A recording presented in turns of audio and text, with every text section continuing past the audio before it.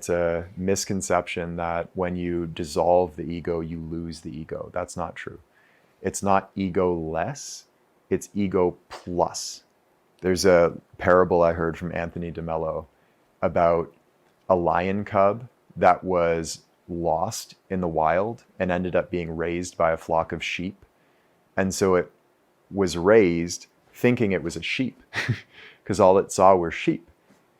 And it grows up to be a fucking lion thinking it's a sheep when a pack of lions comes along and says, hey, come with us. Comes with them, they lead him to this little pond where he can see his reflection.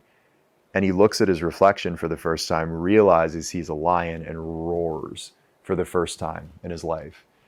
And that's the sensation of like, oh, I thought I was this thing. I really am this thing. And this thing that I am is actually boundless. The only thing keeping me bound is the bindings I placed on myself. So the process of awakening, of spirituality, the spiritual journey, is one of releasing those bindings. And that doesn't mean our problems are solved forever. It doesn't mean we have like no neuroses, no fear, all of that. Like the ego is still there. It's still there. It's just far less of a problem and far less restrictive, and we have access beyond it. And what grants access is the ability to, I'll say it this way, it's the ability to channel spirit. So if we put a bunch of power into a light bulb, like one of these light bulbs right here, if we put a bunch of power into it, at a certain voltage, the light bulb will explode. It'll short circuit. It'll burn out. That light bulb has a limit. Spirit is infinite. And so channeling infinity is a real easy way to burn yourself out if you don't have if your system's not fortified for it. So the ability to channel spirit determines your level of access to what spirituality points to, awakening, enlightenment, to this state of consciousness, boundlessness. And all of the practices that we talk about, dissolving qigong, contemplation to like remove mental blockages, emotional processing, healing, psychedelics, as we'll point out this afternoon, all of these practices, even health practices, even falling in love with your girlfriend and having her open your heart so your heart literally can allow more energy through it. All of these things are practices that open you up further to being able to channel more and more spirit. And as time goes on and the blockages and restrictions and limitations and biases fall away, through that process, awakening and enlightenment emerge, and it becomes a sort of default living reality. And those obstructions exist, as we see, on multiple levels. So there's obstructions, blockages, places that we're restricting, tense, tight in the physical body, also in the energy body, also in the emotional body, feelings that we don't want to feel, feelings that we're repressing, suppressing, blockages in the mental body, thoughts that we don't want to think, beliefs that we don't want to consider or challenge. And then finally, through all of that blockage and obstruction, at the very source, or however you want to place it, is the Tao.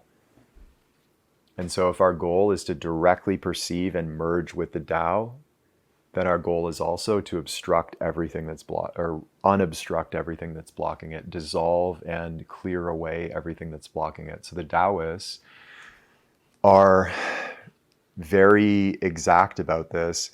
It's like enlightenment is an engineering project.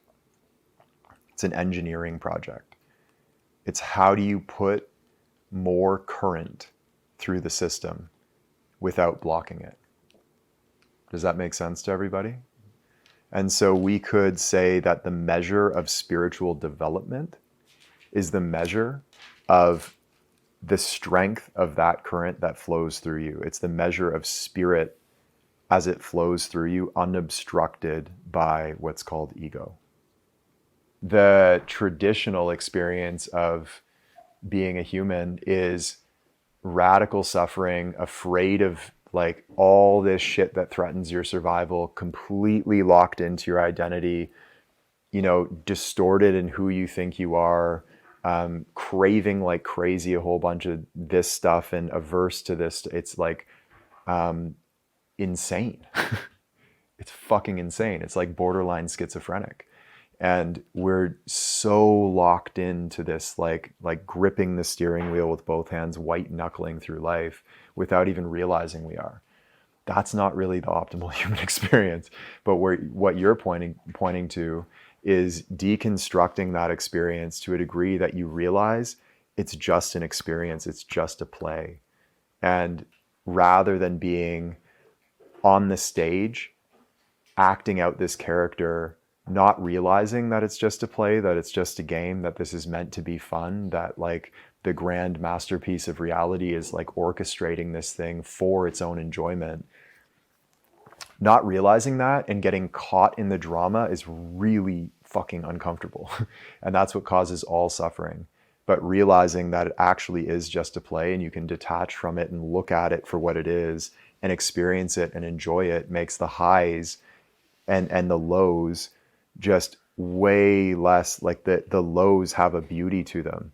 The drama in a movie, when you watch it, the climax, when it looks like everything is hopeless for the lead character, for the hero, in that moment, we're watching it like this. Like, oh my God, you know? And that's the experience of life that I'm encouraging, is not like fully just burning down your ego and your conceptions of reality, but seeing it more accurately and like enjoying the character that you're playing. And that will make you, as you said, just better at it. You'll be better. The actor who knows that they're acting, but can also fully absorb themselves in the character that they're playing, has the best experience of playing that character. And the actor that totally forgets, that's method acting perhaps, goes Heath Ledger. That's what I just thought of when you said that, yeah. Goes Heath Ledger, forgets who they are entirely, who they really are. And there's just deep suffering in that. And that deep suffering is what's known as the human condition as we know it.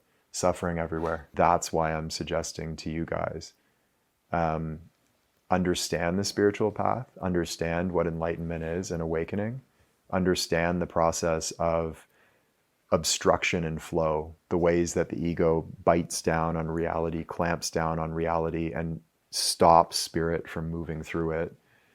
Understand that.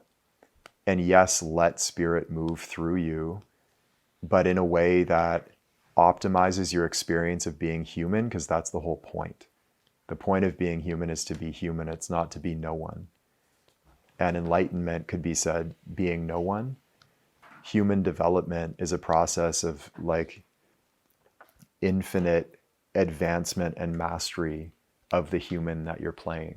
Hey, it's Taylor. I hope you enjoyed today's clip. And if you did, here's where you can go deeper right now.